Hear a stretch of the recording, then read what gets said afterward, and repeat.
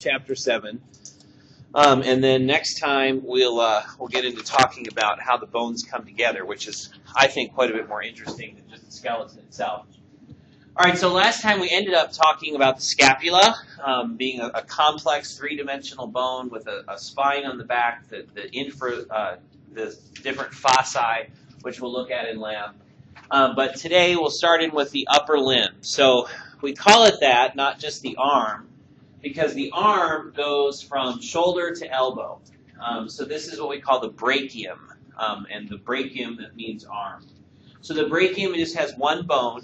That's the humerus, which is the largest bone in the upper extremity. And then the rest of the arm, so from the elbow down, that's the antebrachium, or the forearm. All right, so looking at this humerus, one of the things that stands out is one end is very ball-shaped. So one of the kinds of joints that we have in the body is called a ball and socket. Because if you take a ball and you stick it on the end of a stick, like we have here, and you put that stick in a socket, you can move that stick around in lots of different directions. So the hip and the shoulder are two ball and socket joints. And those joints have the greatest range of motion of any of the other joints of the body. So for the humerus, the ball of that ball and socket is just the humeral head, which is right here. The humerus has two necks. There's a surgical neck here, and the surgical neck, the easiest way to think about it is if you were going to cut the arm off, where would you cut it off at? And that would be at the surgical neck. Why? Because that's the narrowest part of the bone of the arm, is that surgical neck.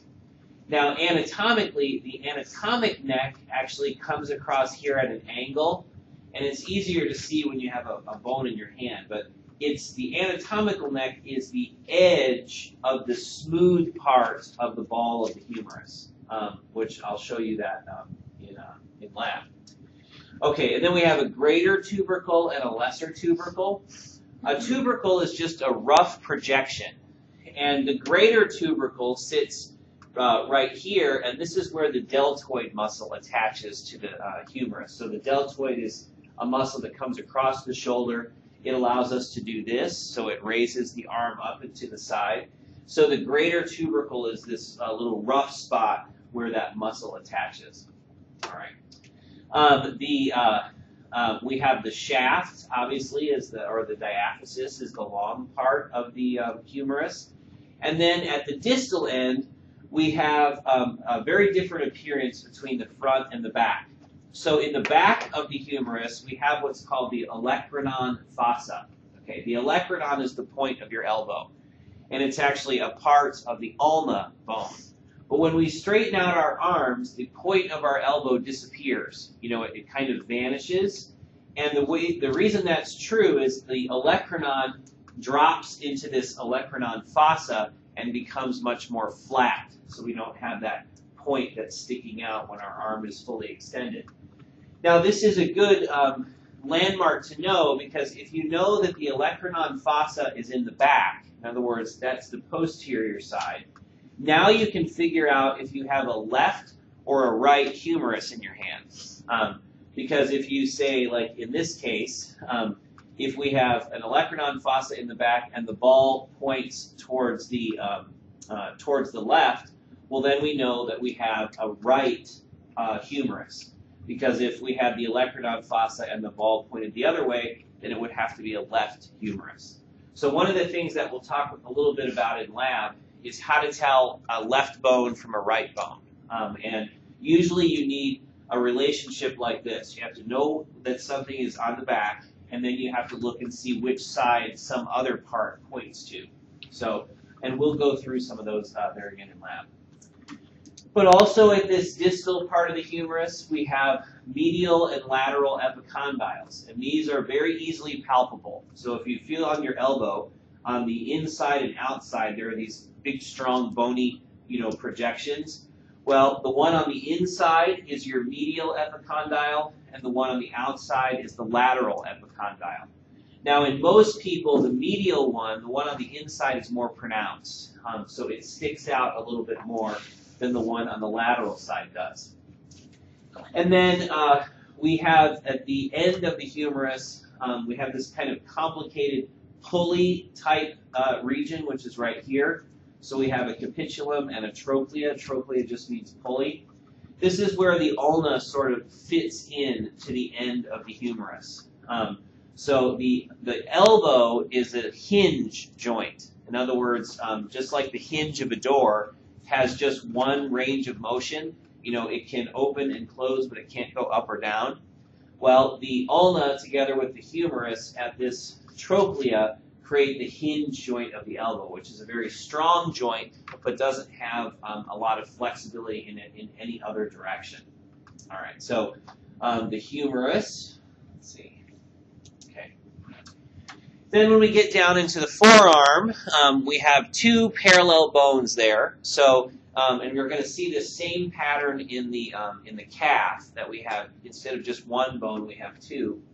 So we have the radius, which goes on the lateral side, and we have the ulna, which goes on the medial side.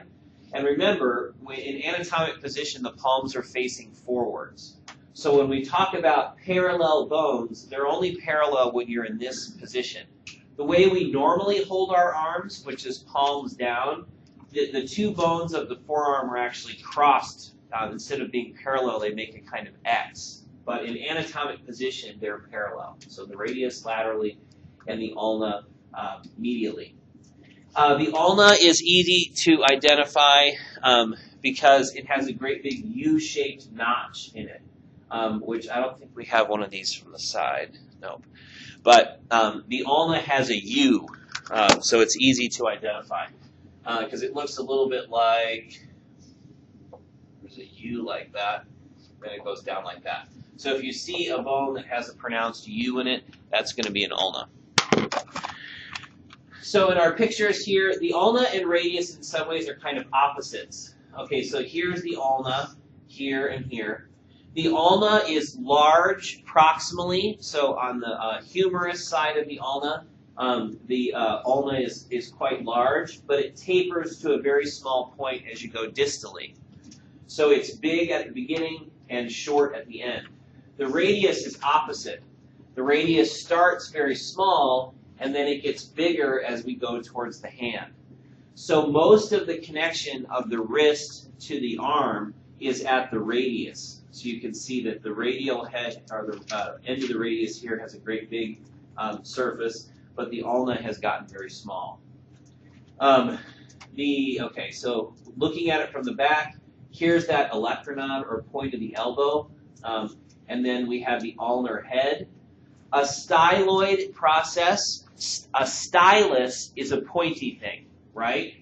So a styloid thing is a thing that's pointy. So in the ulna, we have a styloid process that sticks out towards the wrist, a pointy part. So the olecranon, ulna. The U, it has a special name. We call that the trochlear notch. Why? Because it fits into the trochlea of the humerus. So the U of the ulna, which you see here, is that trochlear notch. And then there's the coronoid process, is the part that creates the this part of the U. So this is the coronoid process, and then this is the olecranon process. So we have two of those.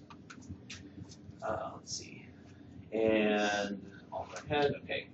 So then at the wrist, we have, just like we had the medial and lateral epicondyle at the elbow, at the wrist you can also find these bony parts that sort of stick out on the medial and lateral side. Those are going to be your the styloid processes. So the styloid process of the radius is the one you feel on your thumb side, and then the styloid process of the ulna is the one that you find on the pinky side. All right. And then neither of these bones is entirely straight.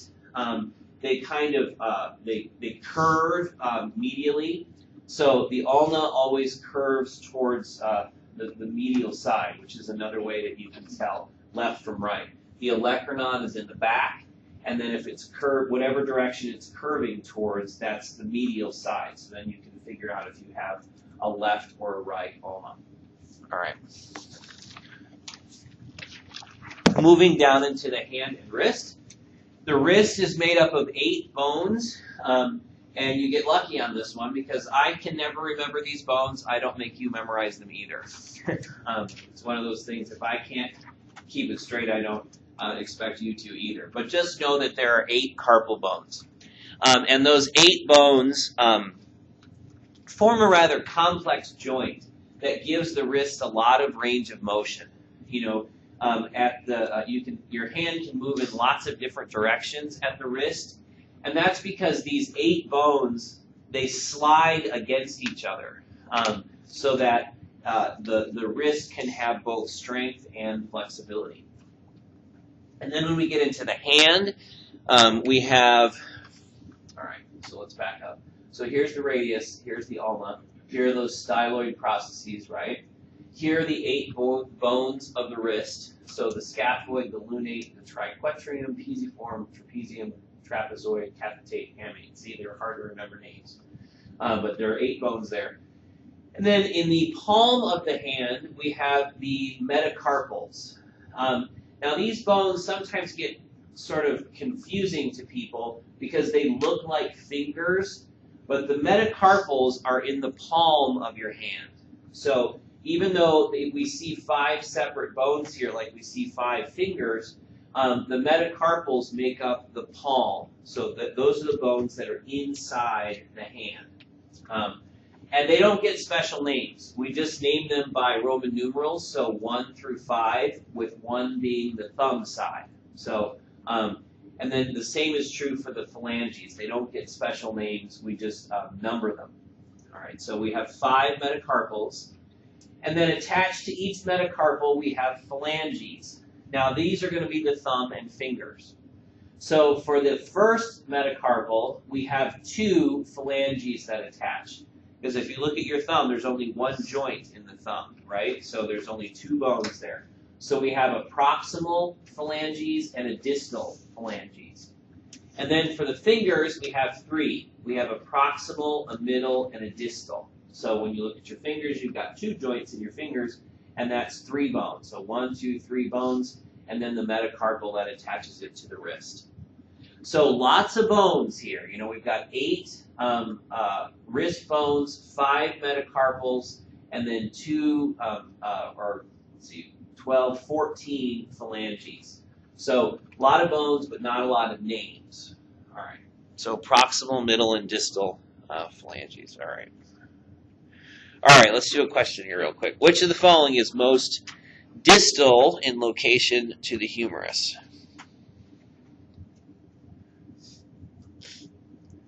So which of those parts of the humerus are most distal is what it's asking. Now you should get the question.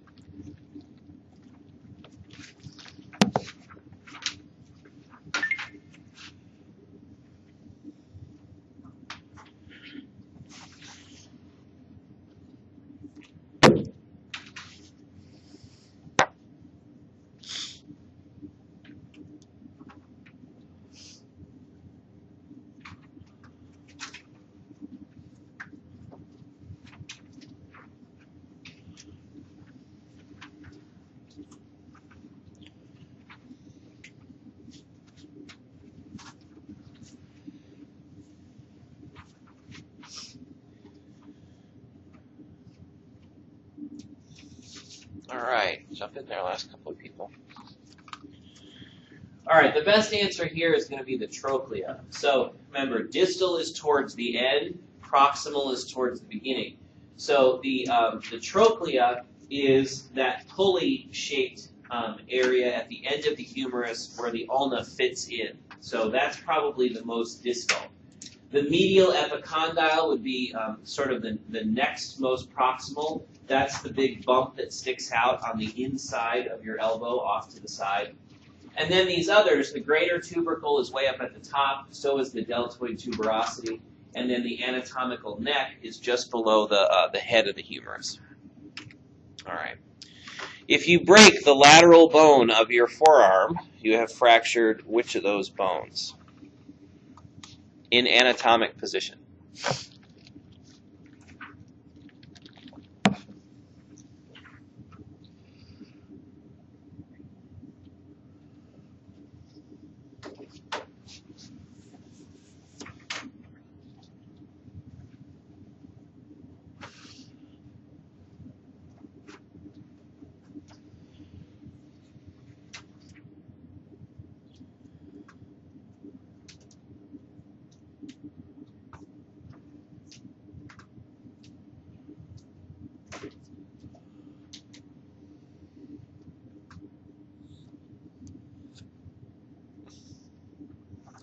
There's our 15.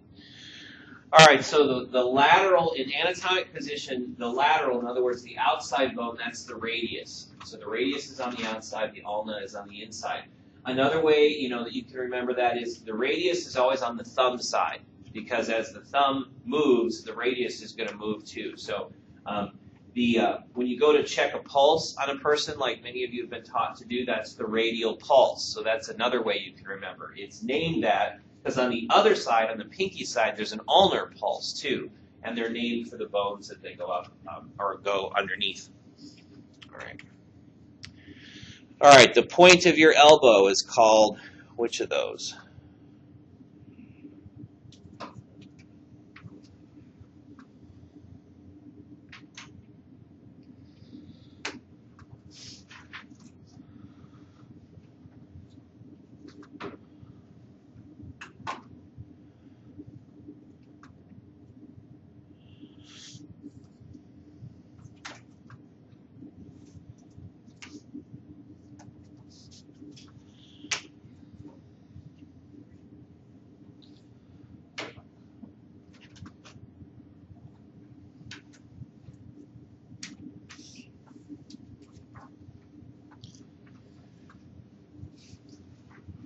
All right, last person, jump in there.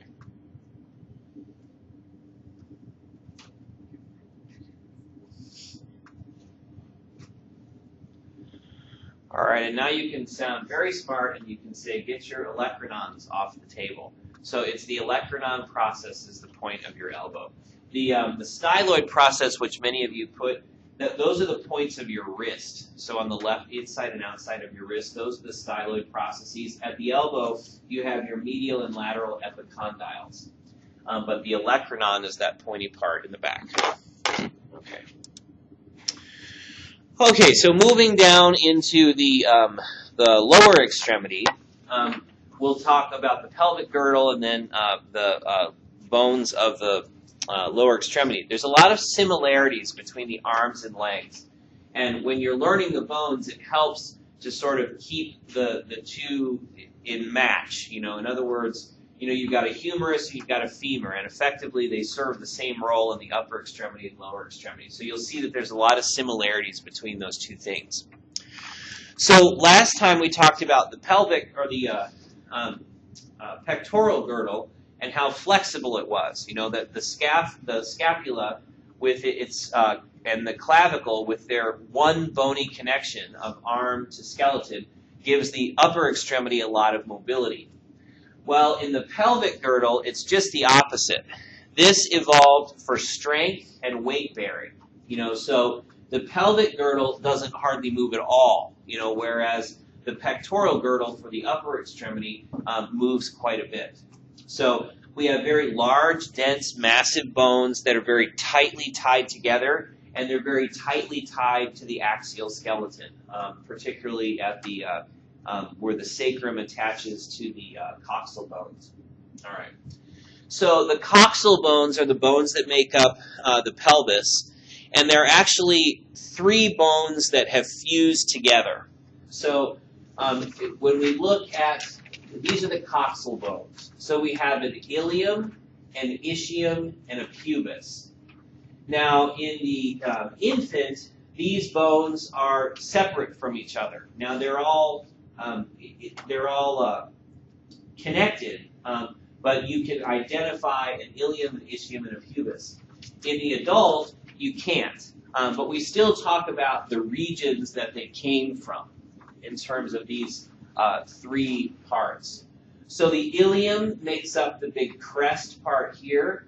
The ischium makes up this kind of rounded part. An easy thing to remember is the ischium, those are the bones that we sit on. So these are the butt bones, so to speak, are the ischium are.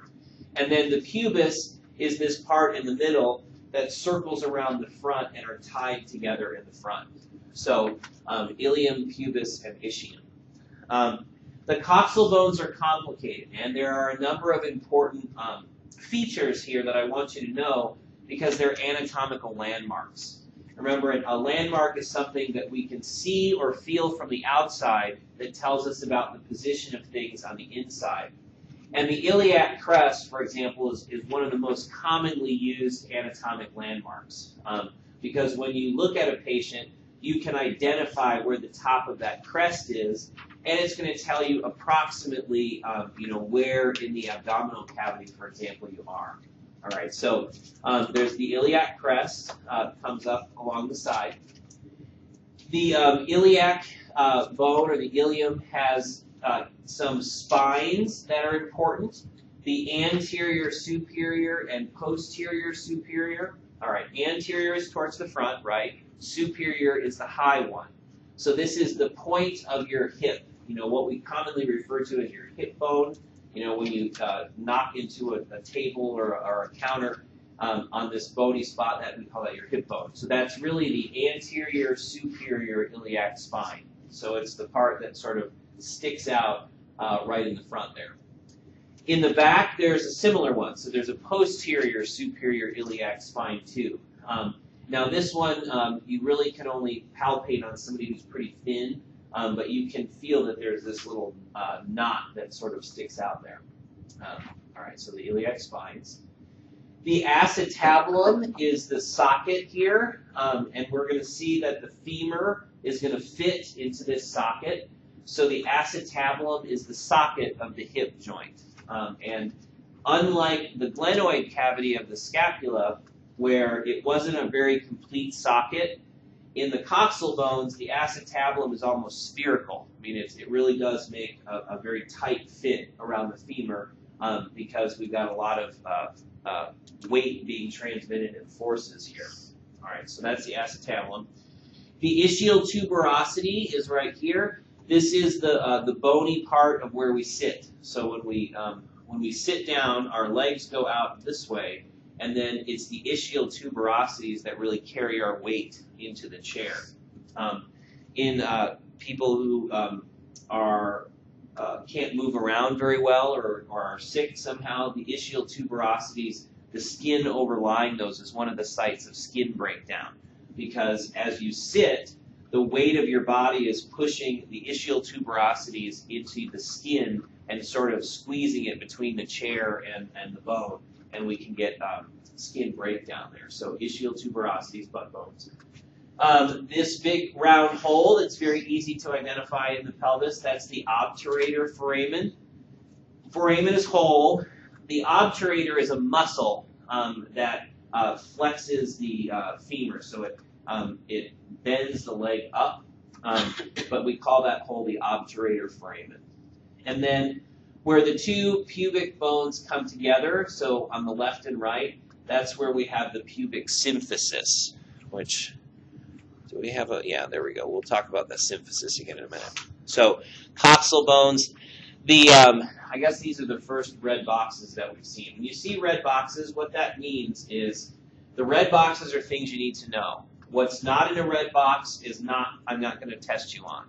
So, if there are no red boxes, it means that that whole picture is up for grabs. But I do this to try to limit the amount of memorization that you're doing. Because remember, I handed you out that bone list that had everything I want you to know on it. So like the lesser sciatic notch and greater sciatic notch are not on that list. So they're not things I'm going to ask you about, even though they exist. All right. Okay. So the coxal bones, together with the sacrum, make up the pelvis, the bony pelvis.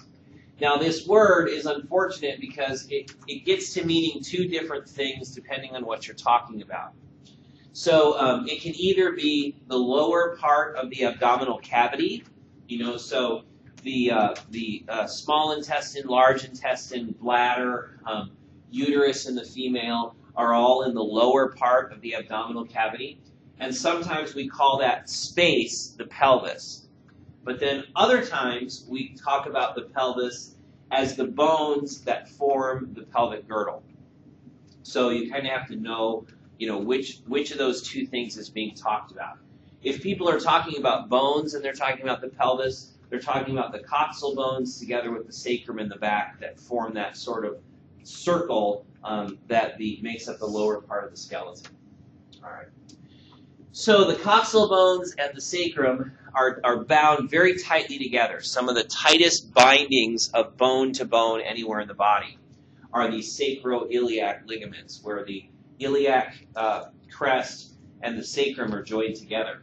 So strong, in fact, that the bones will break before the ligaments give way. In other words, the ligaments are stronger than the bones that they are attaching together, which is kind of an interesting case.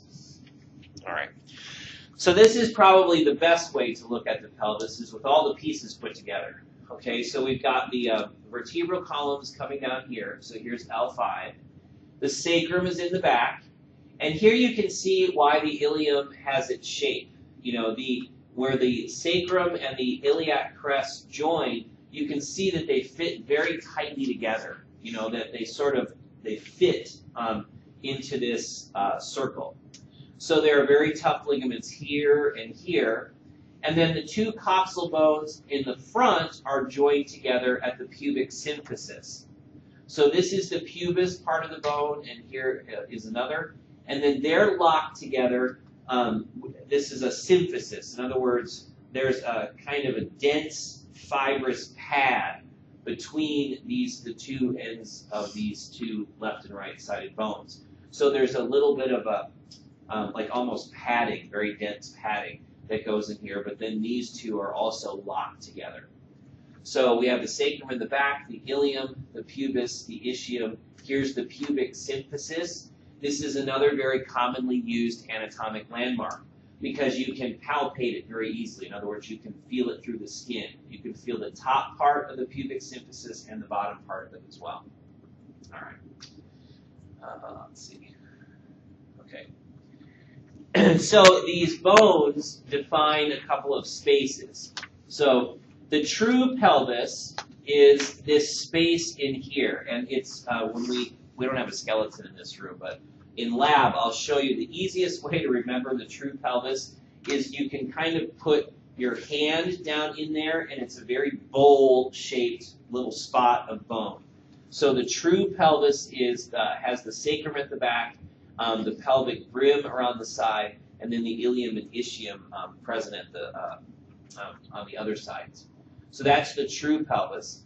The false pelvis is this whole space right here. So from crest edge to crest edge, that's all false pelvis. True pelvis is only this part in here inside the pelvic brim. All right.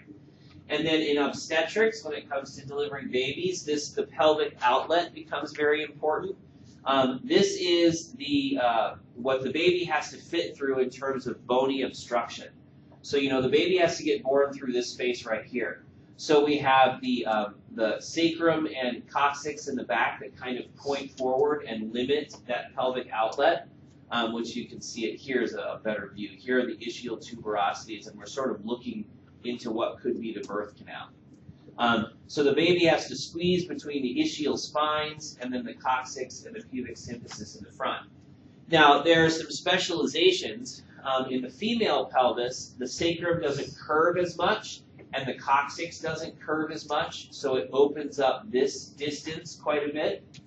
The female pelvis is wider, so it opens up this distance quite a bit. And then in the last trimester of pregnancy, the ligaments of the pelvis actually start to loosen so that the pubic symphysis and the sacroiliac joint here can actually stretch a little, which also helps to open up the birth canal. And if anybody's been pregnant, one of the things you encounter in the third trimester is you get a little clumsy. And the reason that you're clumsy is your ligaments are loosening. So as you go to walk, the bones, instead of being locked very tightly together, they get a little loosey-goosey. And they tell women to be careful on their feet in that last part because they can fall, which is not good. All right. So here are just some more of those examples of differences between the male and female pelvis. One of the ways you can gender identify a skeleton is by looking at the pelvis. And in lab, I'm going to have you look at our different skeletons and tell me if they're males or females. So some differences, the ischial spines in the male are very close together. In the female, they're quite a bit further apart, which reflects that the pelvis is simply wider in the female than it is in the male. The sacrum, and you can't really see this in these pictures, but the sacrum in the male has a much greater curvature. It curves anteriorly or towards the front. So does the coccyx. The angle between the pubic bones, so here and here, in the male it's usually 90 degrees or less, so it's acute. And then in the female it's 100 degrees or more, so it's obtuse. So one of the things I will want you to be able to do is tell a male pelvis from a female pelvis, because just like the different vertebrae, it's fairly easy once you've got a few characteristics to look for. All right. Okay, so enough about the pelvis. The bone that articulates with the acetabulum is the which.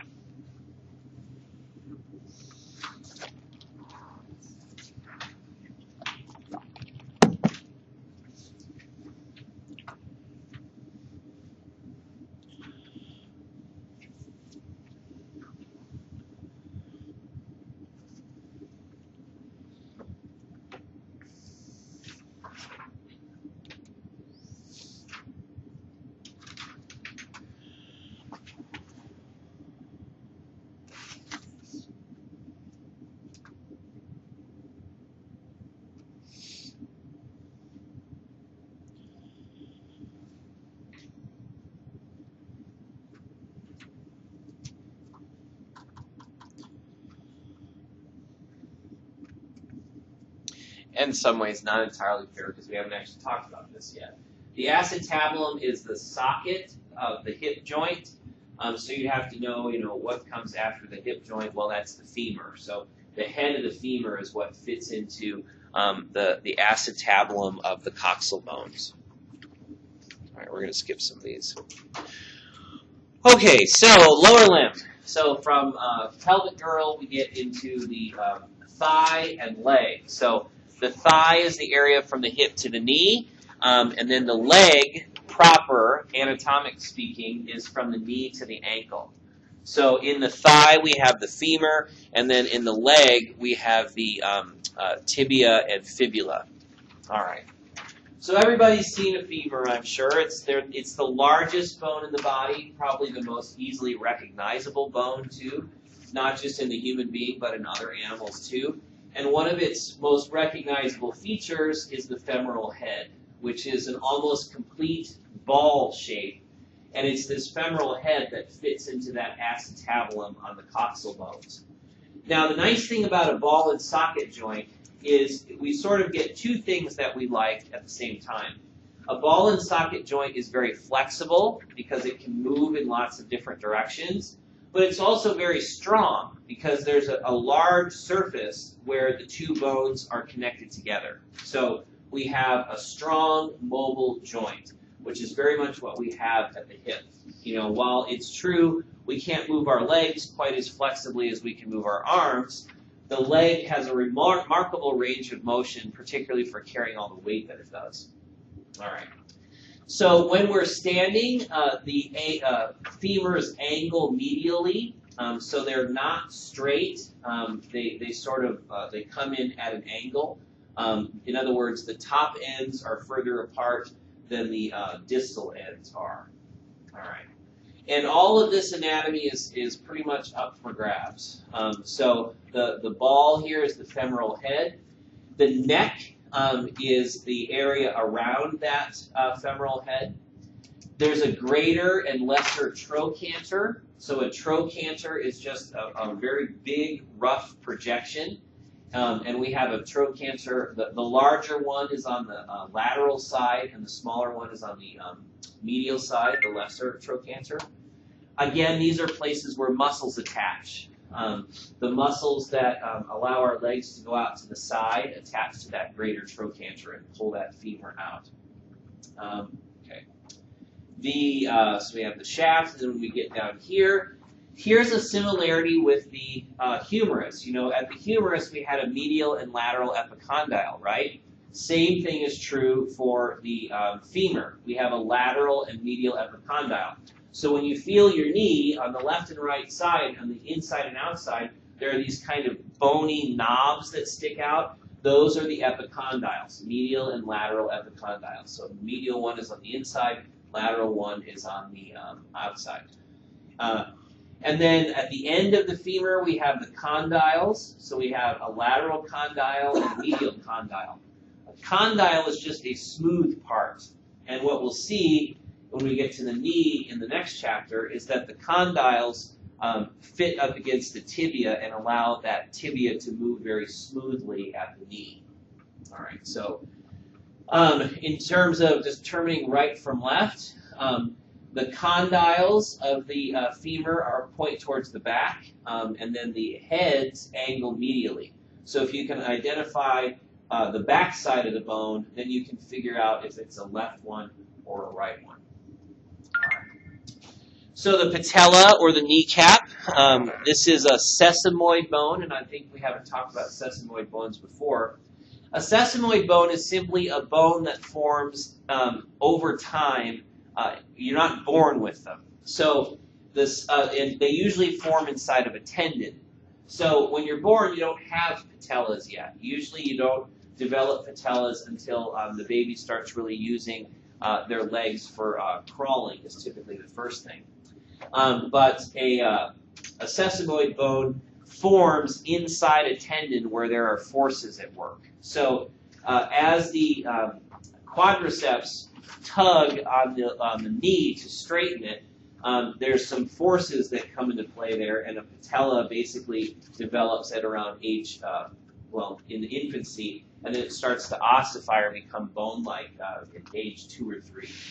So the patella is very simple. It kind of glides across the surface of the femur and tibia, and it serves to protect the knee joint, particularly when our knees are flexed. So when you're sitting, as we'll see when we get to the joint chapter, but the end of your femur would be exposed if it wasn't for the patella. So it kind of blocks exposure of the femur when the leg is bent. So it's very simple. It has a lateral surface and a top surface and a bottom surface, an articular surface. It's basically just a smooth round bone. All right. Then when we get down into the leg, we have parallel bones again. Now, just like we found in the forearm. It's tibia and fibula, not fibia. So don't get confused. It's tibia and fibula. There's a UL in there. In the human leg, the tibia really does most of the work. The tibia is the primary weight-bearing bone. It's the larger of the two bones. The tibia is medial, and the fibula is lateral. And the fibula, all it really does is it kind of acts as a shock absorber and a strut on the side of the leg. Because most of the weight is being carried by the tibia, but the fibula can sort of flex and bend, and it helps to get rid of forces that are coming up into the leg. So like when you're jogging, for example, the fibula helps to dissipate some of those footfall impacts. All right. Unlike the bones of the arm, these two bones, they can't cross. So, in the arm, we can do this. We cannot do the same thing with our foot. We can't turn our foot palm up or sole up because the bones don't cross like that. All right, so nice and simple. The tibia has kind of a golf tee type shape.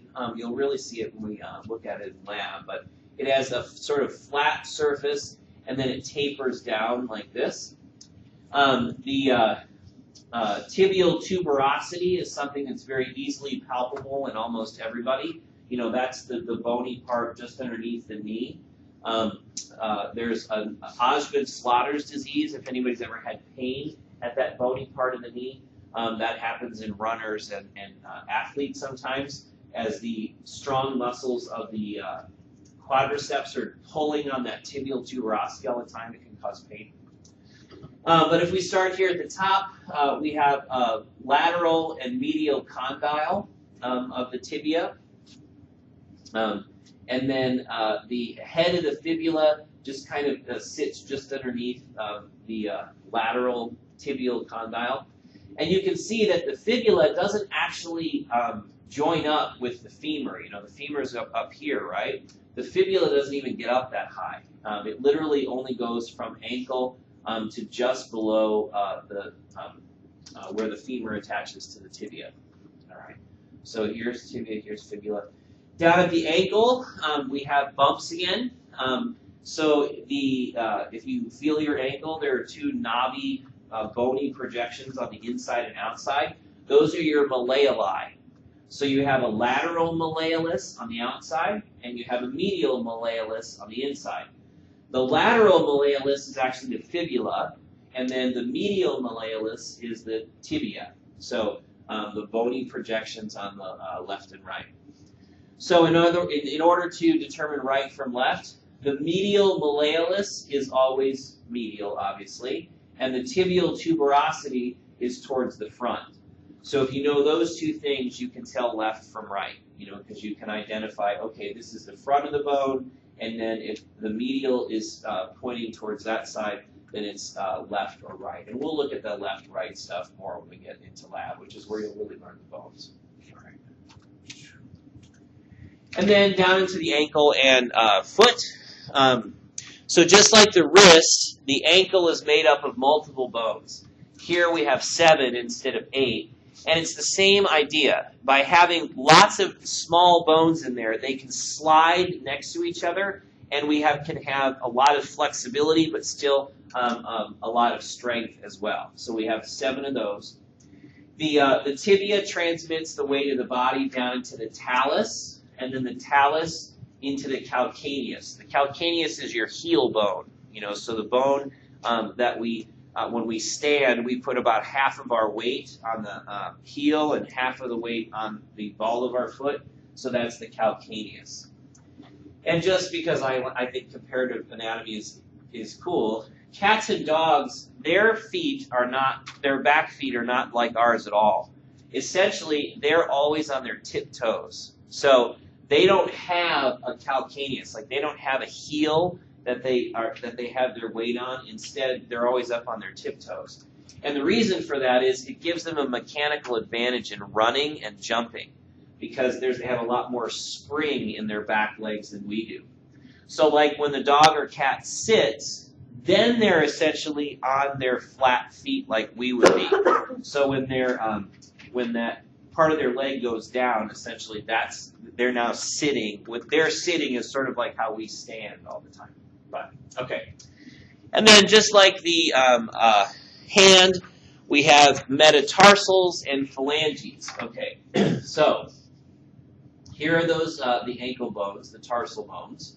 The calcaneus, that's the one, the heel bone in the back. The talus is what connects to the tibia. So it's an important ankle bone because it transmits the force down. And then when we get into the foot proper, we have our 5 metatarsal bones.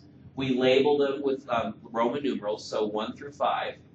And then just like the hands, we have the phalanges. The great toe, or otherwise called the hallux. The hallux, it gets its own name, the big toe does. Hallux is big toe. Pollux is thumb. But the hallux has 2 phalanges, a proximal and a distal. And then the other toes have 3, so a proximal, a middle, and a distal. Important to note that the foot has several curves. You know, you can see the curvature of the foot here on the side. Instead of being flat, it actually sits a little bit like this. That's important because it helps to distribute energy. As we walk and run, if our feet were flat all that energy would come up into the knee and come up into the hip. But because we walk on a curve all the time, the bones flex, and it gets rid of some of the energy of walking or running. All right. So we'll wrap it up here with just a few questions. All right. The medial malleolus, where do we find it?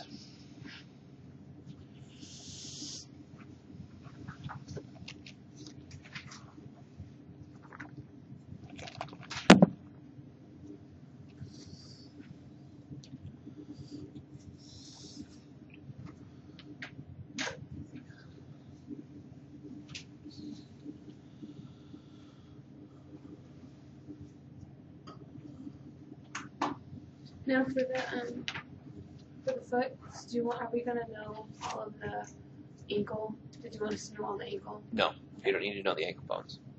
Always consult that list I handed out. Okay. It's the master list. All right, jump in there, last few people. You will hear about the malleoli. Why they are easy to identify, again, anatomical landmarks. It is very easy. You can tell from across the room, you can see somebody's medial and lateral malleoli, which are the bony parts that stick out of your ankle. Anybody who's ever twisted their ankle or hurt their ankle, that's usually the spot people point to when they say, I twisted my ankle. It's either the medial or lateral malleoli. So the medial malleolus is on the inside of the ankle, and the bone on the inside is the tibia. So the medial malleolus is forms the medial side of the ankle joint, and it's the medial side of the distal tibia. All right, we'll do one more. Which of the following is correctly matched?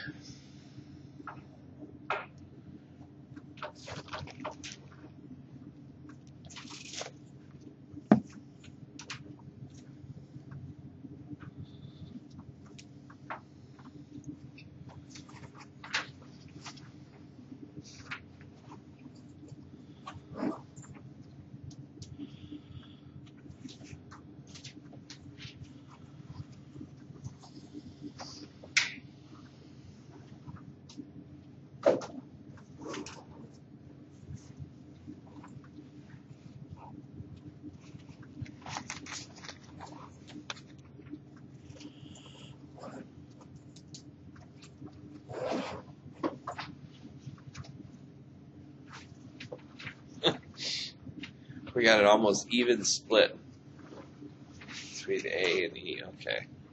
So this one must have been hard. And it's because you haven't really learned these things yet. We're going to learn them in lab, which is fine, so don't worry. The greater trochanter is on the proximal part of the femur. The lateral malleolus is the distal end of the fibula. The patella is, in fact, a bone in the quadriceps tendon. So C would be the correct answer here. The tibial tuberosity is just inferior to the patella, and the medial malleolus is the distal end of the tibia. All right, thank you, everybody. Enjoy your weekend.